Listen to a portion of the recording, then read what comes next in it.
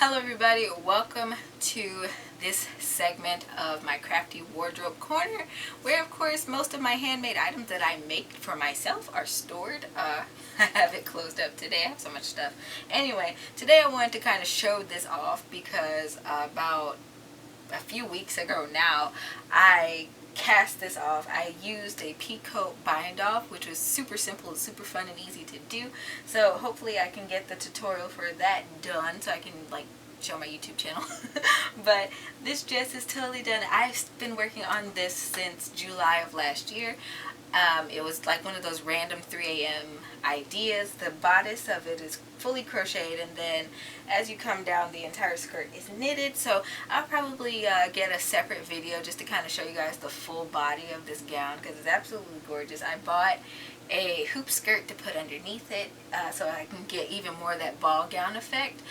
I need to block the ends of it because it overhangs the hoop skirt, but of course when you cast off knitting it likes to roll up on you, so knitter problems. I'm gonna have to get my blocking mats out for this one whenever. I'm just happy, and it was a struggle getting it on the mannequin, so I've just left it here. Unfortunately, I don't have more than one mannequin right now. Today the project that I want to talk about is actually the garden shrug that I've been working on all year. It was a community requested item, and so I am just glad to be putting that in the final stages at the recording of this video. But I think by the time this comes out, it'll be like right before the release, the first day of autumn, or slightly after the release. Either way, I'm super excited to talk about these patterns today, so I'm gonna hop on over to the craft table and we can get into today's segment. Alright, so as you guys know, about late, I want to say late August, I started releasing the photos for my Mountain Hermit Shrug. And to date, today is Labor Day, to date, I have not completed the Mountain Forager Shrug, good grief, which is a little different. It's a slightly different variation to the pattern. It's going to be the paid version of my pattern, which will be available pretty much just on my website. I might do an Etsy update later in September, early October. Don't know yet. Don't know. But anyway, I was asked, how long ago now? I think it was like back in March or late February on Rumble to design a shrug. And it was under one of my knitting videos. And I was like on the inside I was like, I've never knitted a shrug, but I've crocheted one. Anyway, it was under a knitting video, so I could only assume the person wanted me to knit the thing, so I commenced working on it. And what I came up with was, of course, the Mountain Hermit Shrug that I showed off. Jeez, I think I did a tutorial on cables. Don't quote me on this, but I believe I did a tutorial on cables and I showed it off as a sneak peek towards the end. This pattern uses an odd combination of like Andalusian and cables and ribbing and stuff, and I really like the eclectic old-timey look of it. So I'm going to actually have to put a picture of it to the side here because I don't have the capacity to show it off like right now. But I do have the capacity to show off is the fact that I'm working on the Mountain Forager Shrug. I guess I'm going to digress here. So, a little known fact about me is that I love plant life. A lot of my art is, well, okay, so the thing is, plant life and like nature and stuff, it inspires me to do art, but my art isn't necessarily like plants and stuff. So, it's a weird little contrast there. But anyway, I garden. Long story short, I garden. Over the years I've tried to like do different things to no avail, and then this year I started doing like veggie garden, and that was really fun for me. And as I was able to continue the work on this, I was like, oh my gosh, this is perfect timing. I can totally go out and weed my garden and take pictures in this. And let me tell you something, Missouri summers are not kind. I took my pictures in July. This sample is made of Red Heart Super Saver, so it was not a cool time. I actually wore a tank top underneath it, which I like never ever do. I never show off my arms. But I was bold this summer, so I had two patterns where I was just like, who cares? I'm wearing a tank top. And so that was cool. But anyway, this is like more so for like cool. I remember the person asking me to do it in a way that would help with like the cool breeze of the morning. So like when you're doing your garden like early, well not early spring, but like mid to late spring, and it's nice and crisp in the mornings. And I'm thinking like in the fall time when, you know, it's starting to cool off, and praise the Lord, cool off. And so you don't really want to be sweltering out there in your garden patch, or, you know, your flowers or whatever you do. So this has been a fun little thing to work on as I think about those types of things. The person also wanted the pockets on there, and see, because I'm a crocheter first, I tend to design things with a little bit of crochet in there. Like I said, with the dress, half of it, well, more than half, well, less than half of it is crochet, but the skirt is completely knitted. And so with this, the add-ons, so like around the collar up here, which it kind of blends in pretty well. I might have some close-up pictures for you guys, but the collar up here, I actually crocheted it. And I do a lot of like turning my work inside out, because when you pick up stitches onto crochet, it creates this little ridge, which can be nice depending on the project. But for this one, I didn't really want that. I wanted something nice and smooth to transition my collar into, and that's what I got here. So I was excited about that, and that it worked out so well. So I mimicked that when I went to do the sleeves. Now this is actually on the right side right now. I'm just on like row 2 of my sleeves. I've got to do 10 rows of this, and I got to do my other sleeve.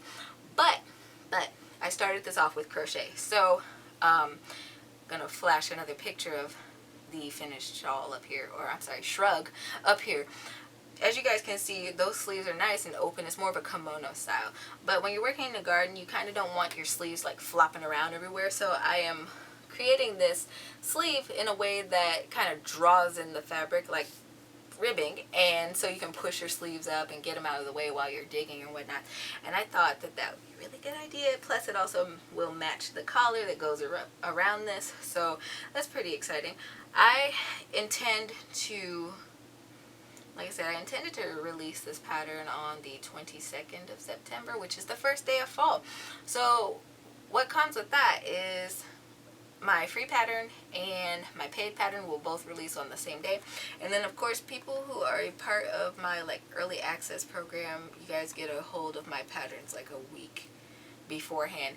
This isn't something, this is what I wanted to mention too, this isn't something that I just like I planned to do release wise. I didn't intend to release a pattern every month, but as it were, I have designed up a bunch of stuff, I've written out a bunch of stuff and modeled a bunch of stuff, and I'm like, well, I could like slowly release these designs over a course of time, and that would be pretty cool. So that's basically where that part of my program is coming from. So if you don't know about my program, I'm going to tell you about it a little bit, because this is something I don't really talk about, and I think that it's really hurting me exposure wise.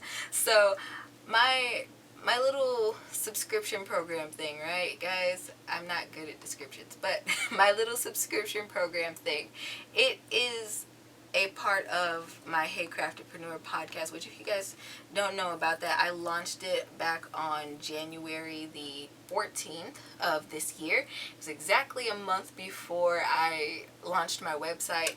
So I had that going initially just on my coffee blog, which is my support page. So if you guys ever want to like tip me or something for whatever reason, that's that page. And I think up to episode like 13 or 14 or something, it's there. But after a while, my video files were too big. Even when I would compress them, I would put them on my website only, and then even then I started running out of time. So they don't, for my website platform, they don't really give you a file size limit, but they give you like amount of time, and so I only had 10 hours.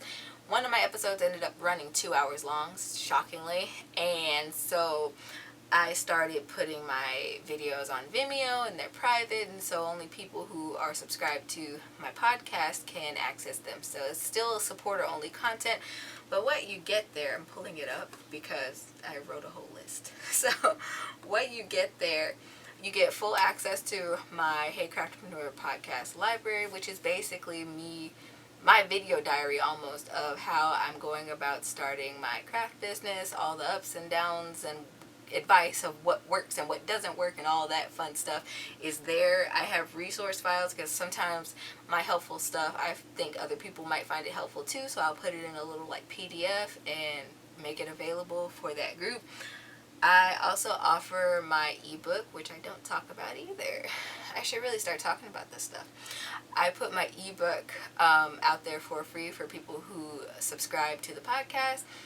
And I have early access, of course, which is what I'm talking about now.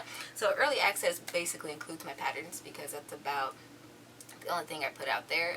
If I ever write another booklet or something, I'm sure I'll probably put that out for early access as well. But this is just a fun little project that I've been doing all year, and it's really been an interesting journey. So really it's just been a fun adventure. You guys get to see all the behind the scenes stuff. I know a couple of episodes I started off or I recorded completely in my old studio area, which, you know, I expound upon in those episodes, and then other times I've unboxed things and I've kind of shared the things that I like to use in my studio that help everything flow, and just it's a good time, I think, at least. So if you're interested in that type of deal, or you just like my free content that much, you can subscribe to that, and I'll be putting out content. I put out videos maybe once every 2 weeks. As far as that goes, I have to put out content as my schedule allows me to. So I've been doing that pretty much like by monthly or bi-weekly, I guess, if you want to say that. I think it's semi-monthly. But yeah, so anyway, that's a fun time. This pattern, the free version of this pattern, will be early access for those who are subscribed. Those are my super crafties. They're awesome. They support me and the content and keep everything flowing. Even though I digress often, they apparently enjoy my frequent digression. So I appreciate you guys. Thank you so much. I am super excited to show this off, guys. I don't know if I'll be going outside to model this again. I've pretty much harvested everything in my garden, and I'm planning on overhauling my garden. So I might be out there. I might not be out there. Who knows? But at the very least, this cardigan will be on the mannequin. It's kind of funky right now because I have my sleeve cast on and I flipped this sleeve on the right side so I could knit it properly, and yeah, that's how it's working out right now. This kind of reminds me of the other kimono that I knitted for my portfolio event that I did a couple years ago now, and the sleeves were almost like this. I think I might have sewn them up just a little bit, but this one's a little different. And I didn't really want to cast on a bunch of stitches and have to like decrease and decrease and decrease. I thought this way was better. So I'll have in-depth instructions in my patterns, in both patterns, but for the paid pattern where all the sleeves and the pocket edition is included, I am going to have plenty of pictures there if somebody needs me to like do a video. I don't even mind doing a video, just give me time to stitch up swatches and things like that. Which brings me to another point. Like I said, this beautiful monstrosity is a community requested thing, so if at some point you have an idea, you can definitely run it by me. I don't promise 100% anything, but you can run it by me, and if I can design it, I'll try. Like I will, and I'll put it out there. But I really thought here lately it would be a good idea to like put out a free version and a paid version, because like not everybody sees the value in writing patterns, and then some people just can't afford the patterns and all that. So I definitely want to have content out there for everybody to enjoy, so that's part of my happy making thing. So I know this episode was probably all over the place, but I hope you guys enjoyed today's video, and yeah, until next time, happy making.